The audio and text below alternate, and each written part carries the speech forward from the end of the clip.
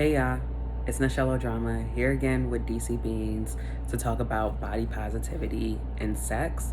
But because of my own identities, I will be talking about fatness and sex, especially with me being a black fat queer woman. And so growing up, I believed I would never have sex, right? The images that I saw, um, this is before social media, before I was like really able to get on the internet.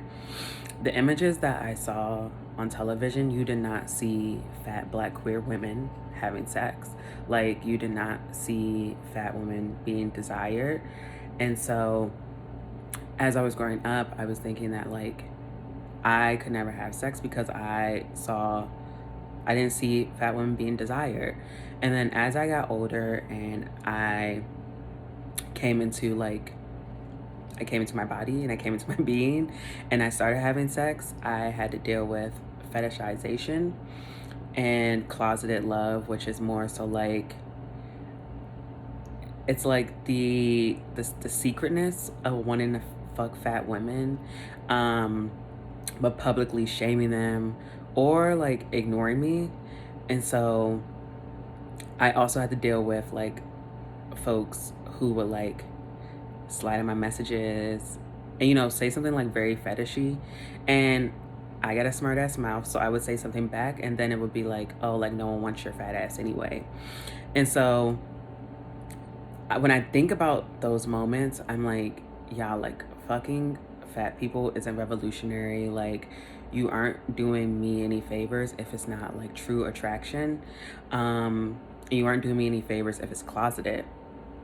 And so right now, like, I feel like a lot of folks see my brand as someone who talks about sex, someone who talks about fat liberation, someone who talks about the body positive movement and dismantling fat phobia.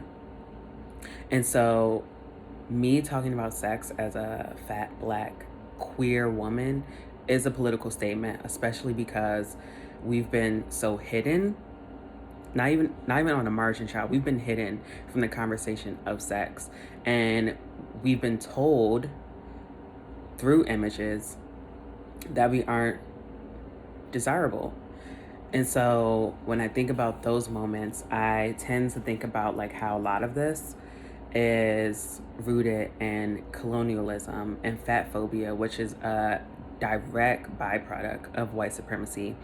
And when we're out here screaming, Black Lives Matter, we have to understand that that also means like all Black lives, including fat Black queer lives. And so I just like encourage folks to unpack your fat phobia and your desirability politics.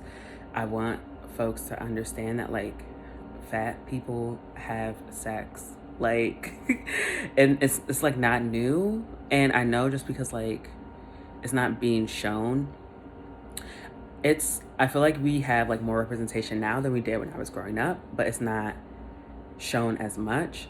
But we're having sex and it's not new. I also feel like social media has played a huge part in how like I think about sex and my own fat body, because like I said, growing up, I didn't see those images. So with social media, the emergence of Tumblr and Instagram, I was able to like follow women, fat women of color at that, who were comfortable in their body, who were talking about sex, who were saying that like, I want to be desired and I want to be loved out loud. And so that has completely transformed how I think about sex. And at the same time, these folks who are having these conversations are also talking about dismantling fat phobia in all sectors of our lives. And so for me, I would just encourage y'all to like do the work, do the readings, unpack your fat phobia, unpack your desirability politics. I also would encourage y'all to stay tuned, stay in the loop, follow DC Beans, because they're having these conversations around body positivity, sex positivity, fatness, fat liberation. And it's like we have to do better if we're gonna stand by everyone.